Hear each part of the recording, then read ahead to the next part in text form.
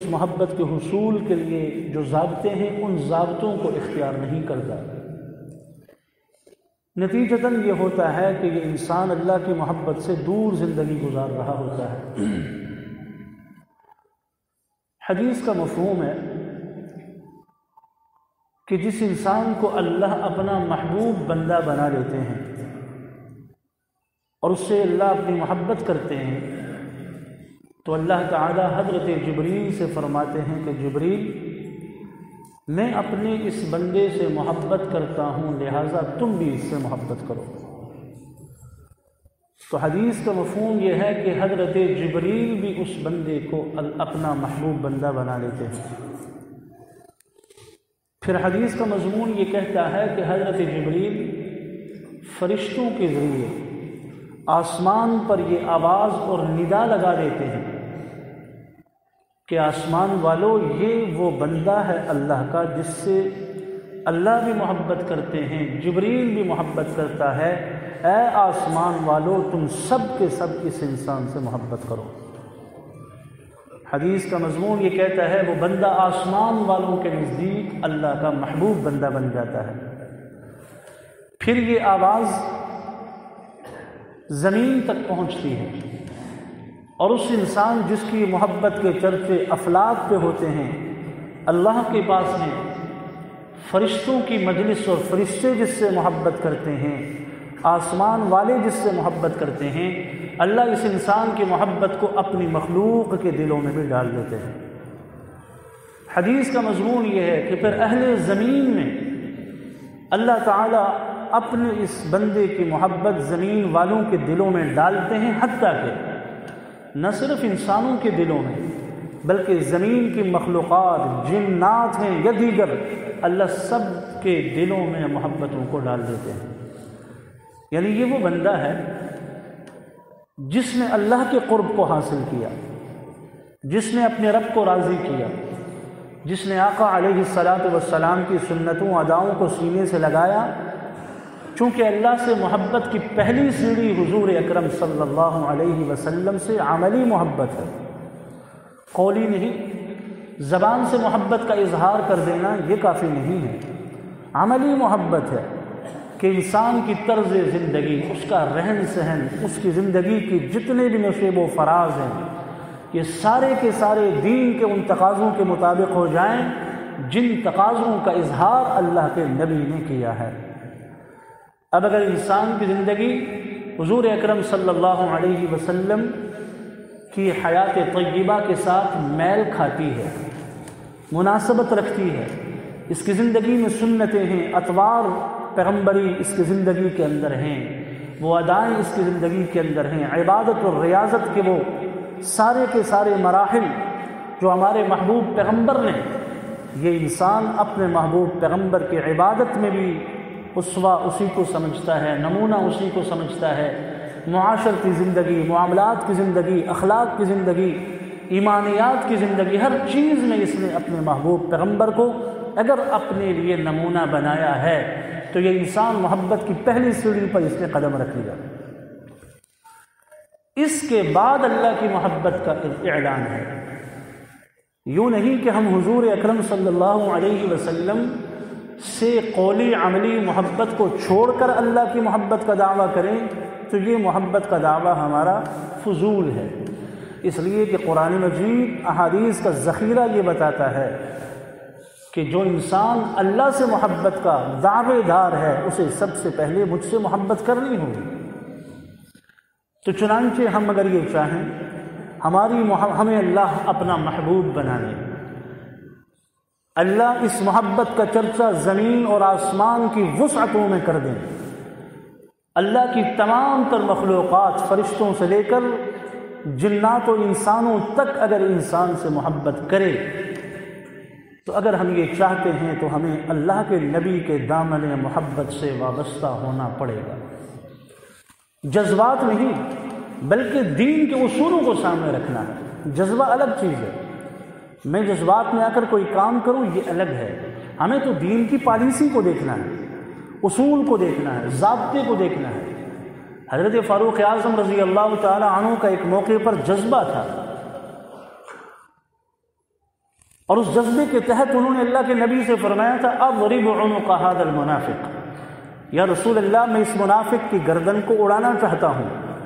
اللہ کے نبی نے حضرت فاروق اعظم رضی اللہ تعالی عنہ کو روک دیا کہ تمہارا جذبہ ہے، دین کی پالیسی یہ نہیں ہے، ہمارا معیار کیا ہے، ہماری سوچ و فکر کیا ہے، ہم نے دین کے اصول کو اپنے جذبات کے تابع رکھا ہوا ہے۔ بھائی ہر قدم پہ دین کیا کہتا ہے، اسلام کیا کہتا ہے، ہمیں اس دروازے سے داخل ہونا پڑے گا، پھر ہمارے جذبات ہیں، پھر ہماری خواہشات ہیں، پھر ہمارے مفادات ہیں، وہ ساری چیزیں بعد میں۔ اس لیے کوئی انسان ایسا نہیں جو یہ نہ چاہتا ہو کہ میں اللہ کا محبوب بندہ بن جاؤں، ہر ایک یہ چاہتا ہے، لیکن اس محبت کے لیے جو محبت کی سیڑھیاں دین اسلام نے بتائی ہیں، ہم ان سیڑھیوں کے ذریعے یہ سفر طے کریں گے۔ انسانوں سے محبت ہو۔ ہمارے اس وقت ہم پوری دنیا کے اندر اگر دیکھیں، ایک چیز ہمیں مشترکہ طور پر یہ ملتی ہے کہ انسان سے محبت کرنے میں بہت کمزور ہے، انسانیت کے ساتھ محبت نہیں ہے۔ ہر انسان اپنے مفادات کے لیے لڑ رہا ہے، جھگڑ رہا ہے، لڑائیاں ہو رہی ہیں، اختلافات ہیں، مخاصمت کا ماحول ہے، وہ سارے کا سارا اس لیے ہے کہ میری ذات، میرا مفاد، میری عزت، میری شہرت، میری جلالت، یہ انسان اس میں کے لیے سب کچھ کر رہا ہے۔ حتیٰ کہ بسا اوقات اس میں کو بچانے کے لیے اپنے حقیقی رشتوں کو بھی قربان کر دیتا ہے۔ نہ باپ کی عزت و عظمت کا خیال، نہ ماں کی حرمت کا خیال، نہ اولاد کی عزت و شرافت کا کسی چیز کا خیال نہیں۔ یہ میں اس کو اتنا آگے لے جاتی ہے کہ یہ ان حقیقی خونی رشتوں کو بھی پیچھے چھوڑ دیتا ہے۔ یہ ہے وہ حب مال یا حب جاہ، انسانیت سے محبت نہیں ہے، جس کی وجہ سے آج کل پوری دھرتی، انسانیت سے محبت کی وجہ سے پوری کی پوری دھرتی ہمیں خالی نظر آ رہی ہے۔ انسان سے محبت نہیں کر رہا، 2 قدم کسی کے ساتھ چلے گا تو مفادات کے لیے چلے گا، کسی کی خوشی میں شریک ہوگا تو وہ اس کو یوں سمجھ لیجیے بدلے کے طور پر شریک ہوگا، یہ آیا تھا تو میں جاؤں گا۔ حتیٰ کہ کسی کی غمی میں شریک ہوگا، قرآن حدیث نے تو کہا حق المسلم علی المسلم، بھائی یہ مسلمان کا مسلمان پر حق ہے، کوئی آئے نہ آئے تم نے جانا ہے۔ کوئی تمہارے غم میں شریک ہو، کوئی مر گیا، فلاں نہیں آیا میں کیوں جاؤں، یہ بات نہیں ہے۔ دین یہ کہتا ہے کہ یہ ایک مسلمان کا دوسرے پر حق ہے، جو نہیں جائے گا وہ اس حق کو ضائع کرنے والا ہے۔ تو ہمارے تو خوشی اور غمی میں بھی مفادات ہیں، ہم برابری کی بنیاد پر چلنا چاہتے ہیں، یہ چیزیں نہیں ہیں، برابری کی بنیاد پر نہیں۔ دین اسلام تو قربانی کا نام ہے، ہم نے تو ان اصولوں کو دیکھنا ہے کہ جو ہمارا دین ہمیں کہتا ہے۔ اس لیے پوری کی پوری دنیا کی جو زندگی اور یہ گلوبل ولیج، اس کے اندر ہمیں مفادات اور ذات کی ساری جنگ نظر آ رہی ہے۔ کسی انسان سے محبت، کیا خوبصورت مثالیں ہیں صحابہ کرام کے ادوار کی، کیسی عظیم الشان مثالیں ہیں۔ ہم نے وہ واقعہ بار بار سنا، وہ میدان جنگ ہے، وہ 3 زخمی ہیں، تینوں کو پیاس لگی ہے، پہلے نے جب پانی مانگا، ساتھ والا جب کراہنے لگا پیاس سے، اس نے کہا وہ پانی اسے پلاؤ۔ اس کے پاس پانی لے کر جاتے ہیں، وہ کہتا ہے اس تیسرے کو پلاؤ جسے شدید پیاس لگی ہے۔ زندگی ان کی پرواز کر رہی ہے، اور اس وقت بھی انہیں انسانی محبت کی یہ خوبصورت مثال ہمیں تاریخ میں نہیں مل سکتی۔ اور نتیجہ کیا نکلتا ہے، وہ تیسرا بھی اس کی بھی روح پرواز کر گئی، اسے بھی پانی نہیں ملا۔ ان پہلے 2 جنہوں نے ایثار اور قربانی اور انسانی محبت اور جذبے کے تحت یہ عمل اختیار کیا، ان کی روح بھی قفس عنصری سے پرواز کر گئی۔ یہ تینوں کے تینوں اللہ کو اس حال میں مل گئے کہ ان کے دلوں کے اندر انسانی محبت کے جذبات تھے۔ اور جب کوئی انسان کسی انسان سے محبت کرتا ہے، عجیب حدیث کے الفاظ ہیں، اللہ کے نبی صلی اللہ علیہ وسلم کی سیرت طیبہ کو اگر ہم پڑھیں، کاش ہمیں وقت مل جائے، ہمیں یہ وقت مل جائے کہ ہمارے محبوب پیغمبر کی ادائیں کیسی تھیں، ہم سب کچھ بھول جائیں، پھر ہماری صبح بھی ہماری شام بھی ان سنتوں کے ساتھ رہے جن سنتوں کی ترغیب ہمارے نبی نے اپنے صحابہ کو دی تھی۔ اللہ کے نبی نے فرمایا کہ ایک آدمی اپنے گھر سے نکلتا ہے اپنے دور کسی بھائی کی زیارت کے لیے جاتا ہے، ملاقات کے لیے جاتا ہے، لیکن اس ملاقات میں کوئی مفادات نہیں ہے، فقط اس لیے جاتا ہے میرا بھائی ہے، ایک محبت بڑے جذبات کے تحت میں جاتا ہوں، چلے اس سے ملاقات کر لیتا ہوں۔ یہ نہیں کہ کوئی بدلہ لینے کے لیے جاتا ہے، اس نے میرے پیسے لینے کے لیے جا رہا ہوں، یہ بدلہ نہیں، صرف اور صرف اللہ کی ذات کو راضی کرنے کے لیے اور محبت کی بنیاد پر اور للہیت کی بنیاد پر یہ یہاں سے وہاں کا سفر طے کرتا ہے۔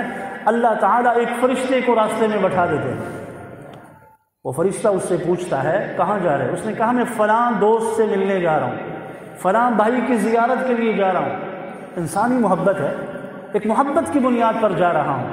تو اس فرشتے نے اسے کہا اگر تم اس نیت سے جا رہے ہو فقط محبت کی بنیاد پر، اللہ نے مجھے یہاں بھیجا ہے ایک خوشخبری دینے کے لیے۔ وہ خوشخبری یہ ہے کہ تم اپنے اس انسان سے محبت، اللہ کی محبت کے لیے جا رہے ہو، اللہ تعالیٰ نے تمہیں یہ اعلان تمہارے لیے کیا کہ میں نے تجھے اپنا محبوب بنا لیا ہے۔ یہ وہ محبوب ہے، اب اس کی محبت کے چرچے زمین پر بھی ہیں، آسمان پر بھی ہیں، فرشتوں میں بھی ہیں، جنات میں بھی ہیں، مخلوق میں بھی ہیں۔ یہ محبت کے لیے جا رہا ہے، یہ اس لیے نہیں جا رہا کہ کوئی انسان کا بدلہ چکائے یا اپنا حق وصول کرے فقط۔ اب دیکھیں اسی سے تھوڑا سا ایک قدم اور، کوئی آدمی بیمار ہے، اس بیمار کی بیمار پرسی کے لیے نکل گئے۔ ہمارے حالات کیا ہیں کہ پڑوس میں ساتھ گھر والا اگر ایڑیاں بھی رگڑ رہا ہے اپنے مرض کی وجہ سے تو شاید ہمارے پاس وقت نہیں ہے اس کی عیادت کے لیے جائیں، چونکہ ہم تو مساوات اور برابری کی بنیاد پر چل رہے ہیں نا۔ وہ آیا میرے پاس یا اس نے مجھ سے پوچھا کہ میں اس کے پاس جاؤں؟ بھائی اگر ہمارے علم میں ہے کہ کوئی بیمار ہے ہم اس کی عیادت کریں، اس لیے کریں کہ اللہ کے نبی نے فرمایا اگر یہ عیادت کرنے والا خالصتاً اللہ کی رضا کے لیے اس کی عیادت کے لیے گیا ہے صبح کے وقت، تو مالک الملک فرشتوں کو متعین کر دیتے ہیں کہ وہ فرشتے صبح سے لے کر شام تک اس کے لیے بخشش کی دعائیں کرتے ہیں۔ یہ کون ہے؟ یہ جو اللہ کی رضا کے لیے ایک بیمار کی عیادت کے لیے گیا۔ اگر یہ رات کے وقت جاتا ہے تو اللہ فرشتوں کو متعین فرما دیتے ہیں۔ کتنے فرشتے؟ حدیث کہتی ہے 70,000، 70,000 فرشتے اللہ تعالیٰ رات کے وقت بٹھا دیتے ہیں اس کے لیے بخشش کی دعا کرو۔ یہ میرے مالک کی محبت اور اس کے قرب کے کتنے آسان ترین راستے ہیں جو ہماری نظروں سے اوجھل ہیں۔ رسالت مآب صلی اللہ علیہ وسلم ایک یہودی بچہ، حدیث کے اندر اس کا نام احادیث میں عبد القدوس بتایا گیا۔ اس زمانے کے یہودی بھی چونکہ اسلام کے قریب تھے، آج کل کے زمانے کے یہودی اور عیسائیت تو الحاد کی طرف چلے گئے نا، یہ تو دین کے بھی دشمن ہیں، یہ تو پیغمبر علیہ الصلوۃ والسلام، انبیاء، نبوت، ان کے بھی دشمن، اللہ کی ذات عالی کو بھی نعوذ باللہ معاف نہیں کرتے، ان کا وہ حکم نہیں تھا اس زمانے کے یہودی۔ تو رسالت مآب صلی اللہ علیہ وسلم تألیف قلب کے لیے، اس کے دل کو اپنی طرف مائل کرنے کے لیے، تو یہودی بچے کے سرانے بیٹھ گئے۔ حدیث سے پتہ چلتا ہے جب کسی کی عیادت کے لیے جائیں تو اس کے سرانے بیٹھیں، اللہ کے نبی کا یہ طرز عمل ہوتا تھا۔ تو رسالت مآب صلی اللہ علیہ وسلم نے اس کی عیادت کے دوران اس سے کہا میں تمہیں اسلام کی دعوت دیتا ہوں، اسلام قبول کر لو۔ تو اس بچے نے اپنے والد کی طرف نظریں اٹھا کر دیکھا، یہودی قریب بیٹھے تھے، تو اس کے باپ نے اس بچے سے کہا کہ بیٹا ابو القاسم یعنی رسول اللہ صلی اللہ علیہ وسلم، ابو القاسم جو آپ کو کہہ رہے ہیں آپ وہ کر لیں۔ اس بچے نے کہا اشہد ان لا الہ الا اللہ، کلمہ پڑھ کر وہ اسلام کے دامن محبت سے وابستہ ہو گیا۔ اللہ کے نبی کا یہ خوبصورت طرز عمل، وہ جو ہم کہتے ہیں نا کہ پیغمبر مصطفیٰ کی سیرت، آپ کے اخلاق، آپ کے حسن سلوک کی وجہ سے لوگ اسلام کے اس دامن سے وابستہ ہوئے، یہ اس کی مثالیں ہیں۔ اللہ کے نبی، حدیث کا مفہوم ہے قیامت کے دن اللہ تعالیٰ اپنے بندے کو بلائیں گے، یا ابن آدم، اے آدم کے بیٹے، میں بیمار تھا تو نے میری عیادت نہیں کی۔ ابن آدم کہے گا، اللہ کا بندہ کہے گا کہ اے مالک الملک، آپ کیسے بیمار ہیں؟ وانت رب العالمین، آپ تو سارے کائنات کے پالنہار ہیں، پالنے والے ہیں، بیماریاں آپ دینے والے، شفا آپ دینے والے، یہ کیسے ہو سکتا ہے کہ آپ بیمار اور میں نے آپ کی عیادت نہیں کی؟ تو اللہ فرمائیں گے میرا فلاں بندہ بیمار تھا تو اس کے پاس نہیں گیا، اے میرے بندے اگر تو اس کے پاس جاتا تو مجھ اللہ کو وہاں پاتا، تو مجھے وہاں پاتا۔ حدیث کا اگلا مفہوم یہ ہے، اللہ تعالیٰ فرمائیں گے میں بھوکا تھا، تو نے مجھے کھانا نہیں کھلایا۔ وہ کہے گا اللہ میں کیف اطعمک، میں کیسے آپ کو کھلاتا، وانت رب العالمین، آپ تو ساری کائنات کو کھلانے والے ہیں، میں کیسے آپ کو کھلاتا۔ تو مالک الملک فرمائیں گے میرا فلاں بندہ بھوکا تھا، تجھ سے مانگ رہا تھا، بھوک سے وہ لاچار تھا، کسی نے دامن پھیلا دیا، کسی نے ہاتھ پھیلا دیے تجھ سے مانگنے کے لیے، لیکن تو نے اسے کھانے کے لیے نہیں دیا۔ اے میرے بندے اگر تو اسے کھانے کے لیے دیتا تو اس کھانے کا اجر آج تو اس روز محشر میں مجھ سے وصول کرتا، وہ ثواب تجھے آج میں دیتا۔ میرا فلاں بندہ پیاسا تھا، تو نے پانی نہیں پلایا، وہ کہے گا کیف اسقیک وانت رب العالمین، اے اللہ میں آپ کو کیسے پانی پلاتا۔ تو اللہ فرمائیں گے وہ ایک پیاسا تھا، تو اگر اسے پانی پلا دیتا، اس کی ضرورت کو تو پورا کر دیتا، اس کا اجر آج روز محشر میں اے بندے تو مجھ سے پاتا۔ انسانیت سے محبت، یہ دین اسلام کا وہ عظیم الشان درس ہے کہ اس محبت کی وجہ سے لوگوں نے کفر سے توبہ کر کے اسلام کے دامن کو قبول کیا۔ آج وہ محبتیں نہیں ہیں، وہ الفت نہیں ہے۔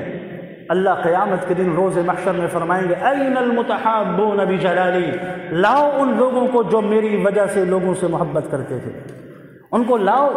اچھا جی ان کو کیا اجر ملے گا؟ آج میں ان کو وہ سایہ دوں گا جو میرے عرش کا سایہ ہے۔ یہ روز محشر کا وہ دن ہے، اللہ فرماتے ہیں کوئی اور سایہ کام نہیں آئے گا سوائے ظلی، میرے سائے کے، اور یہ میرا سایہ ان لوگوں کے لیے ہے جنہوں نے آپس میں اللہ کے لیے محبت کی۔ المتحابون بجلالی، انہیں قیامت کے دن اللہ بلائیں گے اور اپنا سایہ دیں گے۔ سایہ سے کیا مراد ہے؟ اہل علم نے لکھا ہے سائے سے مراد یہ ہے کہ روز محشر قیامت کے دن اللہ خوشیاں دیں گے، راحتیں دیں گے، انعامات دیں گے، جنت دیں گے، لیکن یہ سب ان کے لیے ہے جو ایسا کریں۔ اللہ کے نبی صلی اللہ علیہ وسلم نے فرمایا بیمار آدمی کی عیادت کے لیے تم چلے گئے، اللہ تعالیٰ تم پر رشک کر رہے ہیں اور اللہ تمہیں یہ کہہ رہے، دعائیں دے رہے ہیں اللہ تعالیٰ۔ کیا دعا ہے؟ حدیث میں کہتے ہیں، حدیث کہتی ہے اللہ کے نبی نے فرمایا اللہ ایسے آدمی کے لیے کہتے ہیں تیری زندگی خوشگوار ہو جائے، تیرا چلنا خوشگوار ہو جائے، ایک ایک قدم پر میں تجھے نیکی اور اجر دے رہا ہوں، اور اس کے ساتھ ساتھ میرے جنت میں عام نہیں بلکہ خاص مقام، عالی مقام جنت میں نے تمہارے لیے رکھ لیا ہے۔ یہ ساری چیزیں کہ ہم کسی کی عیادت کریں، ہم کسی کے کام آئیں، ہم کسی پہ ظلم اور زیادتی نہ کریں، ہم دین اسلام کے اصول اور ضابطوں کے مطابق چلیں، یہ ساری وہ چیزیں ہیں جس سے انسانیت کی محبت کی خوشبو انسان کو ملتی ہے، اور یہ وہ خوشبو ہے جس انسان کو یہ انسانی محبت کی خوشبو لگ جائے پھر اس کی محبتوں کے چرچے آسمان پر بھی ہیں، اس کی محبتوں کے چرچے زمین پر بھی ہیں۔ اللہ کے نبی کے پاس ایک آدمی آ گیا، کہا یا رسول اللہ میں نیک لوگوں کے ساتھ اٹھتا ہوں، بیٹھتا ہوں، محبت کرتا ہوں، لیکن میں ان میں سے نہیں ہوں، خود گناہ گار ہوں، لیکن ان کے ساتھ اٹھتا بیٹھتا ہوں، تو کیا یا رسول اللہ میرے لیے کیا حکم ہے؟ اللہ کے نبی نے فرمایا المرء مع من احب، اے میرے صحابی جس سے تم نے محبت کی اللہ روز محشر بھی تمہارا حشر انہی کے ساتھ کریں گے۔ تم دین والوں سے محبت کرو، تم میرے ان بندوں سے محبت کرو کہ جو دین پہ چلنے والے، جو اللہ کے نبی کی اداؤں اور سنتوں کو اپنانے والے ہیں۔ اگر تم ان سے محبت کرو گے تو روز محشر مالک الملک تمہارا حشر بھی ان لوگوں کے ساتھ کرے گا۔ المرء مع من احب، اسی لیے قرآن نے کہا کونوا مع الصادقین، اس نیک لوگوں کے ساتھ ہو جاؤ، آپ کی مجلس نیک لوگوں کے ساتھ ہو۔ حدیث کہتی ہے اپنا ہم نشین، اپنا دوست اگر کسی کو بنانا ہو تو جانچ لو اچھے طریقے سے، اگر تمہارا ہم نشین دوست اچھا ہے تمہاری زندگی اچھی ہوگی،